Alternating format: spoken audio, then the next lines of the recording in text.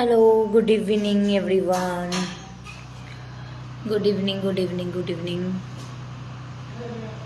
आज सबके पहले सबको, मेरे सारे दर्शकों को मेरी तरफ से बहुत बहुत बहुत सारा प्यार। और सबको मेरे जितने भी गार्जियन स्वरूप श्रोताएं हैं, दर्शक हैं, मेरे मुझे जो लोग चाहते हैं, तो गार्जियन स्वरूप सबको मेरा दूर से प्रणाम और सारे मित्रों को बहुत सारा प्यार। मैं अच्छी हूँ। कुछ लोग आप लोग जुड़ जाइए।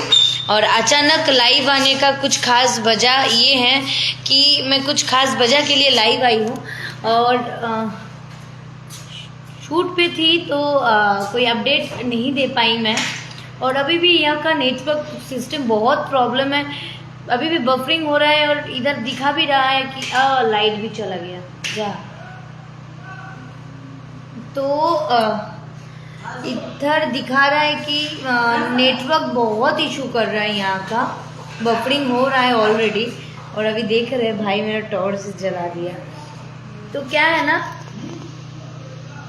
वजह बताऊंगी। सबसे पहले सारे लोग जुड़ जाइए, जुड़ जाइए, जुड़ जाइए। हो सके मैं सारा कमेंट्स देखूं भी नहीं, जो मुझे पसंद ना आए उस कमेंट्स को मैं पढ़ूं भी नहीं। अभी मैं मूवी के सेट पे हूँ और